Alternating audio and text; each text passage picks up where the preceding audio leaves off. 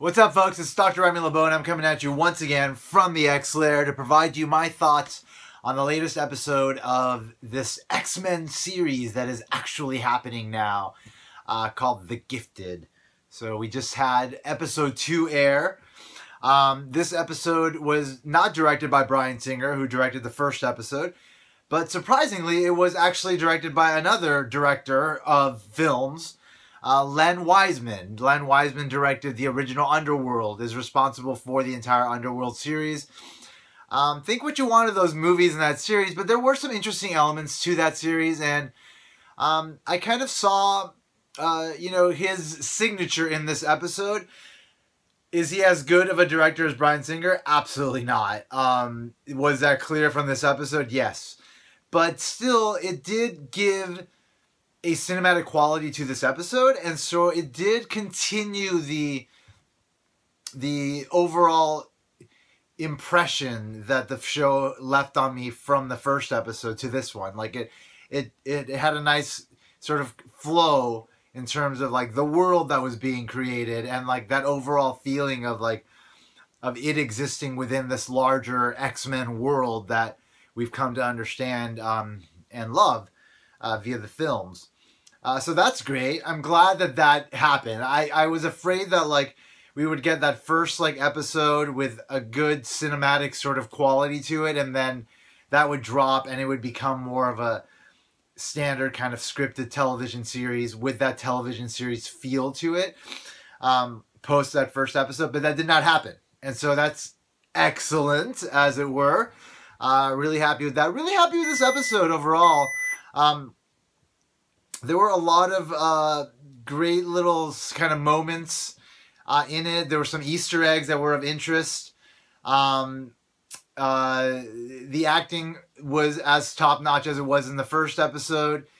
Yeah, I mean, it's looking. This is looking like it may be a success overall, not just in a pilot. The entire series may actually wind up being good.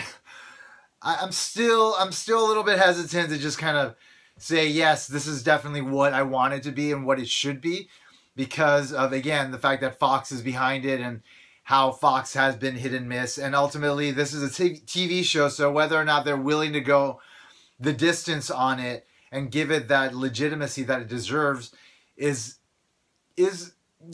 up in the air. I hope that they just ultimately prove me wrong completely in my doubts.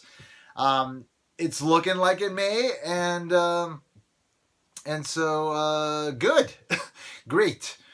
As far as the momentum goes from the first series to the second, from first episode to the second one, the momentum was maintained. It felt like that sense of urgency, that sense of sort of rapid pace storytelling continued through this one, with everything that was going on at the Mutant Underground headquarters, and also what was going on with the Strucker father, and also what was going on in the prison with Lorna. So there was enough going on, there was enough cutting from one sequence to the next that it didn't lose that momentum that the first episode had, which is good. There weren't many lulls in the action, and any lulls were serving the story in a positive way, in a way that helped to sort of flesh out the characters a little bit more and to get us a little bit more involved in the tale that's being told with this series. A couple of Easter eggs. One, of course, was the mention of the Mutant Liberation Front. The Mutant Liberation Front, if I'm not mistaken, is the organization that was formed by Strife, which is Cable's. Cable is so. If you don't know anything about the X-Men, Cable is going to be introduced finally in the movies in the Deadpool film. Cable is the son of Jean Grey and Scott Summers, who was sent into the future, grew up in the future, in a future where mutants are being hunted and there's a war between mutants and humans, essentially, and who as an old man came back to the present is going to play a role in the films finally. I don't know what that's going to look like, but there was a point at which he was cloned, and so his clone, whose name is Strife, started this other organization called the Mutant Liberation Front, and that was mentioned in the show. Now, what that means about that organization's relationship to this show is up in the air. What it implies about maybe the presence of the Mutant Liberation Front in Deadpool 2 or even in the forthcoming X-Force film is of interest. It may imply that that organization will be introduced in maybe the X-Force film, I'm going to speculate, and that Strife will also be introduced. Or it may just be something completely different with that name in the show. You know, they just drop the name, and maybe they might not even reference it again in the show or in the movies. Who knows? Remember, this show takes place in the same continuity as the movies, based on what the producers have said. And so, I would assume that there are going to be like strong connections between what happens here and what happens in the movies. Not necessarily in terms of like strict continuity, because that's never been Fox's mandate to like maintain strict continuity, as we've seen with a variety of timelines. Logan itself, like completely existing in a completely separate timeline from anything that we've come to know so far. But in terms of like just connecting elements of, you know, the world of the X-Men, you know, from the series to this. So who knows? Maybe this will lead to something. Maybe it won't. Maybe it was just an Easter egg for the fans. And hey, I got happy hearing about it. There was also a mention of an incident, a July 15th incident, in which the mutant, the Sentinel, the head of the Sentinel services or whatever, who's like interrogating the father, his daughter was killed. So that's interesting. What is that? What is that incident? Is it the incident that killed the X-Men in Logan that was referred to but never explicitly talked about, in which Xavier likely killed all the X-Men in whatever it was that was happening with his show of force that he seemed to be incapable of controlling? Was maybe that the incident? Who knows? You know, like maybe this takes place within the timeline of Logan, perhaps. Perhaps not. I don't know. We'll see. Or maybe we won't. Who knows? But it's fun to speculate. Things I really liked about this episode. One is Polariss' hair. We saw Polariss like wash out the color in her hair, and it revealed the green hair. Good. Thank you. Thank you for doing that. I did not want a Polariss without green hair. It's like if you're gonna have Polariss, you may as well have green hair. I mean, here she is, right here. I'm pointing right at her. Her hair is very green, and that is how you should represent Polariss. I'm glad she's being represented that way in the show. I'm really liking this actress that's playing Polariss. How do I feel about this storyline of the women in prison sort of storyline? I'm a little bit mixed on it. I kind of like it, but I kind of don't. But that's just me wanting like a lot more from the show from 2 episodes, and so I'm not gonna get as much as I want yet. But you know, obviously throughout this, I think it's a 10 episode first season. I want to see Polariss like really come into her own. I hope, like, cause Polariss is fucking powerful as fuck, and she is the daughter of Magneto, straight up. She is the mistress of magnetism, as it were, and I want to see that, you know, like I want to see that quality, that powerful presence established in a grand scale, you know. I mean, obviously she's got the mutant collar on, which I think is very cool, by the way, that they introduced that mutant controlling collar. That's the collars that we saw in the cartoon on Genosha. It's been a common story element throughout X-Men canon. You know, these power controlling collars that are placed on mutants to suppress their powers. So I'm glad that that's been introduced to the show. It's a very cool element, but it is also kind of an excuse to not show power, which I get, budgetary reasons.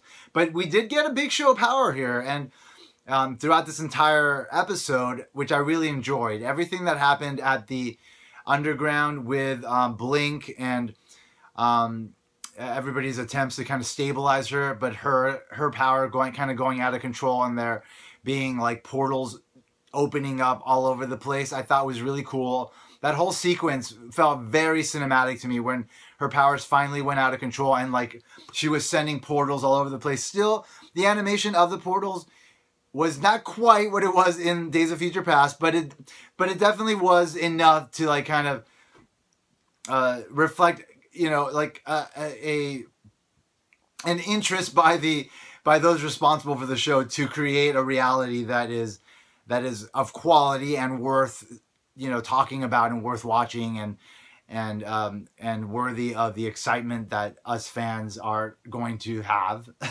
when we see sequences like that. That was a great fucking sequence, to be honest. Like the whole sequence, just when Amy Acker, the Mother Strucker, is going back to the Mutant Liberation facility, and then we see the portals all over the place flying around. A lot of sort of close-ups, but then also wide shots of the entire location. It felt, like I said, very cinematic. Len Wiseman, I felt his directing touch in like that sequence especially, and also the stuff in the prison too. I felt his sort of unique sort of filmmaking approach style in that sequence. So overall, like I said, like because this episode was directed by another filmmaker, not a director who makes TV shows, but an actual film director. It really elevated the entire quality of the entire episode from start to finish. So yeah, super happy with that whole aspect of it. Again, really happy with the whole Blink storyline so far. Liking the kids, liking the kids still. Like these two actors are playing the kids and also their powers and their show of their powers. Really enjoying that aspect of it. Thunderbird. We're learning more about his powers. He's ultra strong, which is awesome, but also has a really cool tracking ability, which is really great. Like he's not a character that ever really got to be fleshed out. So last week I mentioned there was this comic book called The Exiles is what it was called. I remembered it later, where they had like a group of like dimension hopping X-Men that included Blink and included Morph, and I believe it included Thunderbird from maybe an alternate dimension, and maybe he got his storyline fleshed out a little bit there. But really, if you go back to the origin of the character was introduced in Giant Size X-Men #1 when we got Storm and Colossus and Banshee and Nightcrawler and just a bunch of the X-Men introduced for the first time that are now like the classics. Colossus, Warpath was introduced then too, Sunfire, but he died like 3 issues later, and he never came back. And so the fact that he's present in the show and may get like longevity with his character is of interest, and I like what they're doing with the character so far. The actor is playing him really well. Other things to mention is that there are like these like random mutants being shown. There was like that one mutant that created like a sense of fear around their location, who only spoke Spanish, and looked kind of elfin, like a dark elf type of look. I don't know who that is. And then there was that one mutant in the prison who looked really cool. Like the makeup effect was really nice, but I just don't know who that is. I'm wondering if the show is just coming up with their own mutants. And if so, like I have mixed feelings about that again, because like this world of the mutants is so rich, and like if you're gonna use just like random mutants, like why not use mutants that already exist in the canon? Maybe I'm wrong about them being new and not specific to canon in the comics, but it might not be. Nonetheless, I am liking what they're doing. Like overall, like everything they're doing is on balance, settling very well with me. And I have, like I said, really high hopes for the show at this point. Like 2 episodes in, I didn't feel like, again, a drop in quality. I didn't feel like I didn't like any aspect of the show. It felt very organic this episode to what was established in the first one. There are new questions being set up. There's that doctor that was introduced at the end, something about siblings and like an incident in like 1962 in Rio de Janeiro. That's Brazil. Now I know Sunspot is Brazilian, so maybe that's related to Sunspot in some way, which would be very cool. I don't know. There's like elements being set up that are intriguing and are going to keep me at least engaged in you know the possible directions that the storyline could go, which is exciting. So everything's working out for me so far. I don't know if it's working out for you guys, but it's definitely working out for me. I want more, right? Like when there was a mention of the Brotherhood and X-Men, it's like, yes, more of this. But again, like we're only 2 episodes in. It's a 10-episode series. I'm going to assume because they're really leaning into like the mutant world, that I have a feeling we're going to get a lot more connections to what is familiar in the X-Men world as we continue on with this story. So it's really exciting, you know, and I'm just glad I'm just glad there's an X-Men show on television, and it's of good quality. They're actually spending money on it, and they're creating it with care, and that is just such a precious thing. And definitely the quality of this show is much better than the CW shows that for the DC. So that's great. Even though Flash itself is a great fucking show, and I can't put this show above that one yet. The quality of what is presented in those shows is a little bit below what is being presented here. This has a more of a cinematic quality to it overall in every aspect. With all the actors, I'm getting like, you know, just legitimate characters. I'm getting authenticity in performance, whereas I don't always get that in the CW shows. Sometimes it gets a little bit cheap when they have like ancillary actors in there. So a lot of good to be said about this show so far. Really excited about it. Looking forward to finding out more about this world. Oh, Amy Acker, who played the mom Strucker, her role is now being revealed to be like the healer, right? She's like the nurse. She's a human. She doesn't have power, but she can, you know, heal. And we're seeing, you know, her obviously willing to give herself more over to this cause, in support of mutants, not just because of her children, but because there's a fight to be fought. And she is now feeling like she has a role to play in that bigger fight.